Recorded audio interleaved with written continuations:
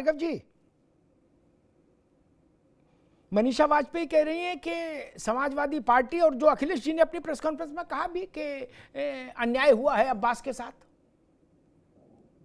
अब्बास के साथ अन्याय हुआ, मुख्तार के साथ अन्याय हुआ। समाजवादी पार्टी मऊ सदर में इस विषय को मुद्दा बना सकती है, इसका काउंटर कैसे होगा?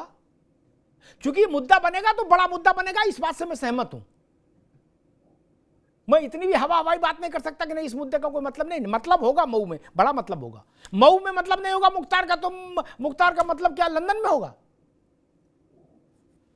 दयाराम जी। जी देखिए अमिताभ भाई, इस बात को तो हमने बार बार कहा है कि मऊ सदर सीट से भाई अब्बास अंसारी जी तो भारतीय समाज पार्टी चुनाव छड़ी के विधायक। हमने इस बात को भी स्वीकारा कि इनके साथ जो ये हुआ हेट स्पीच वाला, सजा तो है, हम कोर्ट को इसमें कोई ऐसा हस्तक्षेप नहीं कर रहे हैं, लेकिन ये इतनी बड़ी सजा तो नहीं होनी चाहिए थी, ऐसा हम भी मानते हैं, हमारी पार्टी भी मानती है। और इसके लिए करके हमने स्वयं इस बात को, हमारे राष्ट्रीय अध्यक्ष ने कहा कि हम इलाहाबाद को हाई कोर्ट जाएंगे, सुप्रीम कोर्ट जाएंगे। अगर स्वयं विधायक अब्बास अंसारी भी जा रहे हैं तो समझो उसमें पार्टी जा रही है, वह नहीं जाते तो हम स्वयं जाएंगे, इसको लेकर के जाएंगे, क्योंकि हमारी हमारी पार्टी को विधायक है, इस चीज को हमें वो नहीं है कहने में। हाँ, एक बात आएगी कि समाजवादी पार्टी के पास क्या बचा। समाजवादी पार्टी सिंपैथी लेने की ऐसी बातें करेगी, अगर नहीं करती तो इसी उत्तर प्रदेश में सबसे बड़े चेहरा मुस्लिम थे आजम खान, जब उनके साथ कृतियां हुई तो समाजवादी पार्टी अखिलेश यादव क्यों नहीं मैदान में आके उतर करके धरना प्रदर्शन किए, उनके साथ खड़े होने का काम क्यों नहीं किए। अभी आपने देखा आगरा में रामलाल जी सांसद के साथ होता तो वहां लाव लश्कर के साथ पहुंच जाते हैं।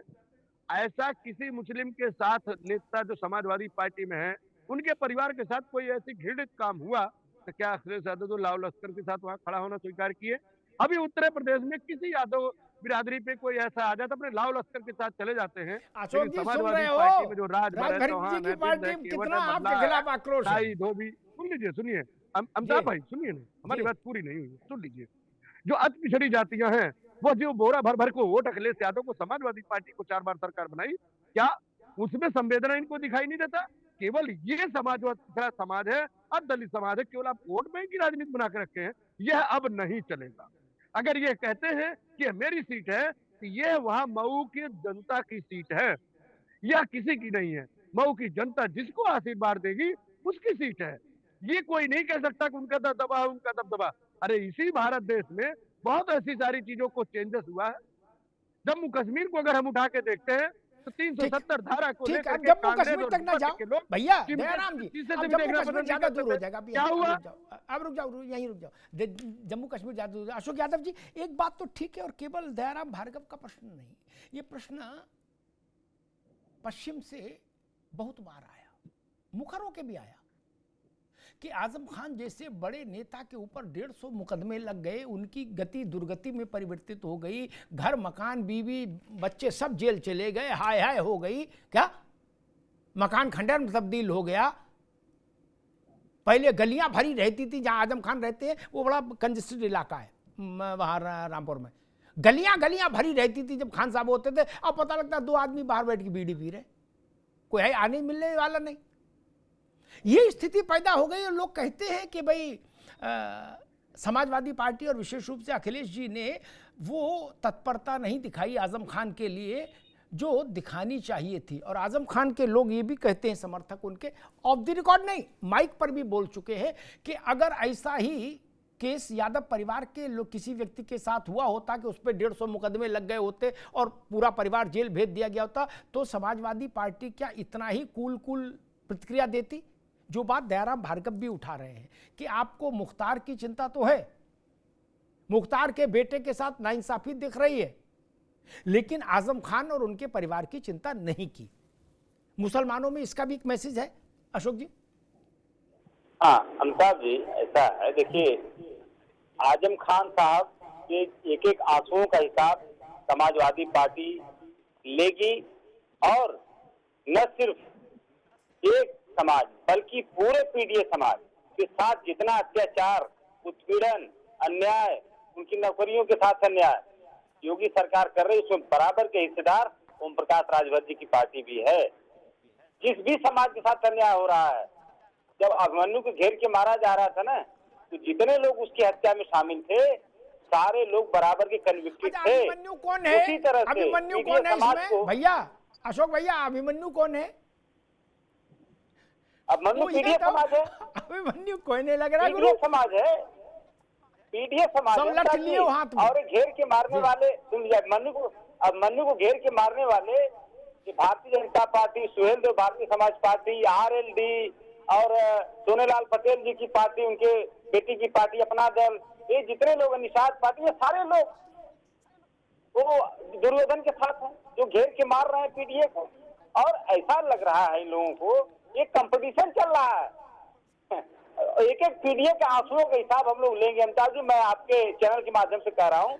दूसरी बात मैं कहना चाहता हूँ कि मैं तो यही कह रहा हूँ सुहेल देव भारतीय समाज पार्टी के प्रवक्ता से कि जब दम है आपके अंदर तो महाराजा सुहेल देव नाम क्या, अगर राजभर लिखा दो मित्र, मान जाऊंगा कि तुम्हारे अंदर क्षमता है। लेकिन आप लोग अपने जमीर को गिरवी रख दिए हो सत्ता के सामने। और तीसरी बात कहता हूं मैं कि महाराजा सुहेल देव जी को असल सम्मान तब होगा अमिताभ जी, जब उनके तथाकथित वंशज बताने वाले Om Prakash Rajbhar ji and private limited company को सीट दे दें, मऊ वाली वो सीट दे दें, तो हम लोग मान लेंगे कि हाँ, ये जो है महाराजा सुहेल देव राजभर का सम्मान कर रहे हैं। अगर सीट नहीं दे रहे हैं तो हम लोग मान लेंगे कि सिंबॉलिक मैसेज देने की कोशिश कर रहे हैं। आप सीट दीजिए, ओम प्रकाश राजभर जी अपना प्रत्याशी लड़ाएं, घोसी की तरह मजबूती से लड़ेंगे ओम प्रकाश राजभर जी, जैसे अपने बेटे के साथ लड़े थे। हम लोग तो मांग कर रहे हैं, हम लोग मांग कर रहे हैं इनके सीट के लिए कि ये लड़ जाए, ओम प्रकाश राजभर जी लड़े, चाहे अपने लड़ जाए, अपने बेटे को लड़ा दे, लेकिन लड़े। आप मांग नहीं कर रहे, आप मांग नहीं कर रहे। यूपी में एक शब्द है मौज लेना, आप मौज ले रहे हैं, मांग नहीं कर रहे, मौज ले रहे हैं।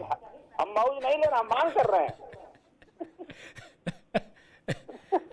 मेरी समझ में, मैं आ रहा हूं देवेंद्र जी के आपका, लेकिन मेरी समझ में ओम प्रकाश राजभर को टिकट मिले नहीं मिले, उनके कोटे में सीट जाए, इन सब छोटी चीजों से सुहेल देव महाराज को इक्वेट नहीं करना चाहिए, तुलना नहीं करनी चाहिए। कहां वो लोग, कहां हम लोग? अरे यार, अपनी छोटी मोटी राजनीति चलाते रहो सब लोग, उनको ऐसे मत डालो। वो व्यक्ति है जिसने भारत में इस्लाम के एक बड़े बवंडर को अपनी तलवार की नोक से जमीन के अंदर गाड़ दिया था। उसकी तुलना हम ये कर दें अरुण राजभर से, ओम प्रकाश राजभर से? नहीं भाई, वो सबके हैं एक। और दूसरी बात मैं कहूंगा, अशोक भाई ने कहा कि हम मान जाएं ओम प्रकाश राजभर की ताकत अगर वो उसके नीचे लिखा दे महाराजा सुहेल देव राजभर। ऐसी बातें नहीं ठीक हैं। मैं एक बात कह के देवेंद्र जी के पास जाऊंगा, भाजपा के पास। क्या आप भगवान कृष्ण का कोई मंदिर बना के, या जहां इटावा में मंदिर बन रहा है केदारनाथ का, उसमें कृष्ण जी की मूर्ति भी रहेगी, एक तो रखनी पड़ेगी, उसके नीचे आप लिख सकते हो श्री कृष्ण यादव? नहीं ना? क्या लिख सकते हैं श्री कृष्ण यादव सन ऑफ फला यादव? नहीं ना? निवासी मथुरा, ऐसा तो नहीं लिख सकते ना? उनका आधार कार्ड तो नहीं बना सकते। फिर आप आगे चले जाओगे, नहीं घोसी की कमरिया है। क्या कोई कर सकता है ऐसा भगवान कृष्ण के साथ? और अशोक जी एक बात कहें, भगवान राम की किसी मूर्ति के नीचे ये लिखा हो कि रामचंद्र जी ब्रैकेट में छत्री ठाकुर, या आगे लिखा हो ठा डंडा बिंदी ठा रामचंद्र जी, कहीं लिखा देखा आपने ठा रामचंद्र जी? नहीं ना? फिर सुहेल देव को क्यों घसीटना चाहते हैं आप उसमें? उनको छोटा करना चाहते हैं क्या? उनकी मर्यादा को घटाना चाहते हैं हम क्या? उनके सामने सबका शीश झुकता है, क्या राजभर और क्या गैर राजभर। इसलिए उसमें ना फंसाओ भाई। देखो ना, नहीं, अगर फंसाना है, ओम प्रकाश राजभर को चुनौती देनी है, तो इस शर्त पे दो कि हम इटावा में कृष्ण जी की मूर्ति के नीचे लिखवा रहे हैं श्री कृष्ण यादव, निवासी मथुरा, बल्द फलाने, लिखाओ। देवेंद्र जी, समाजवादी पार्टी कह रही है कि अगर आप ओम प्रकाश राजभर को मऊ की सीट देंगे तो हम मानेंगे आप सुहेलदेव महाराज के सम्मान में खड़े हैं, और अगर आप नहीं देंगे तो हम नहीं मानेंगे कि सुहेलदेव महाराज का सम्मान कर रही है भारतीय जनता पार्टी। अब देख लो भैया, राजभर की पैरवी सपाई कर रहे हैं, देख लो, सपा से राजभर जी की पैरवी आ रही है। एक चीज अमिताभ सर और क्लियर करूंगा मैं, जिस तरीके की राजनीति करते हैं अखिलेश यादव और राहुल गांधी, दोनों का अंतर है। दोनों की राजनीति में मैं किसी की बुराई नहीं करना चाहता, बड़े नेता हैं, लेकिन जिस तरीके की राजनीति अखिलेश यादव करते हैं उसके कहीं भी नजदीक कर भी राहुल गांधी नहीं है। उनको एक चीज बहुत अच्छे से आती है, बनाना उनने सीखा या नहीं सीखा मुझे नहीं पता, लेकिन अर्जुन की तरह, अभिमन्यु की तरह वो जब वो घुसते हैं उसमें, वो बहुत अच्छे से जानते हैं कि हम जो है अब चक्रव्यूह में घुस गए और निकलने का जो है दिक्कत है, वहां कर वो हमेशा मार खाते हैं। वो युद्ध अच्छा लड़ते हैं लेकिन लास्ट में उनको गिरना पड़ता है। वो आकर आध्यात्मिक उसमें जब चर्चा, अरे भैया रुक जाओ एक मिनट देवेंद्र प्रभु, वो वही तो कह रहे हैं, एक मिनट रुको देवेंद्र जी, वही तो अशोक यादव कह रहे हैं कि भाजपा वाले अभिमन्यु पीडीए रूपी अभिमन्यु को घेर के मार रहे हैं, वही तो वो कह रहे हैं। अब वो कह रहे हैं एक एक मार का बदला लेंगे, सरकार में आने दो, शपथ लेने दो। सर मैं ये क्लियर करना चाहता हूँ, फर्क इतना अशोक भाई का हम का, कि वो जो अभिमन्यु का अपना फेवर बता रहे, वो अभिमन्यु एक्चुअली वो ग्रुप हमारा है। आप कौरव वाली सेना है, बड़ी सेना है आपकी, और छोटी सेना से जो है जिस तरीके से युद्ध लड़ रहे हैं, जिस तरीके का आपने युद्ध लड़े इस देश में, चार बार आप मुख्यमंत्री रहे, और जिस तरीके के क्वेश्चन उठा रहे हो और जिस तरीके की बात कर रहे हो, ये क्वेश्चन आपका बनता नहीं है। आप इसमें कुछ भी कर देते। जाति की बात आती है तो आप मंगेश यादव के साथ खड़े हो जाते हैं, जाकर कोई बात आती है तो ब्राह्मण से उसे पत्रकार का धर्म तक बूझ रहे हो आप खड़े होकर। आप क्रिमिनल के साथ जिस तरीके से भाई हमारे विश्लेषण कर रहे थे, हमारे सुबसपा के प्रवक्ता, उन्होंने कहा था जिस तरीके की बात आई है निकलकर, अगर आप मुस्लिम को साधना चाहते हो तो सबसे बड़ा मुसलमान इस देश का आज की तारीख में जो नेता है बेचारा आजम खान आपके साथ खड़ा है। भाई उत्तर प्रदेश से मैसेज चलना शुरू हो गया था जब वो जेल गए थे, उस समय तो ऐसी कंडीशन में थे, और सर पर टोपी रखकर जिस तरीके से उन्होंने पूरा देश जला दिया। कव्वाल क्या था, पश्चिमी उत्तर प्रदेश का एक हिस्सा, अखिलेश यादव ने नहीं जलाया, वो किसने, आजम खान ने मुख्यमंत्री होते हुए जेल से टोपी निकाल कर अखिलेश यादव के सर पर रखी थी जब देश का मीडिया वहां खड़ा था।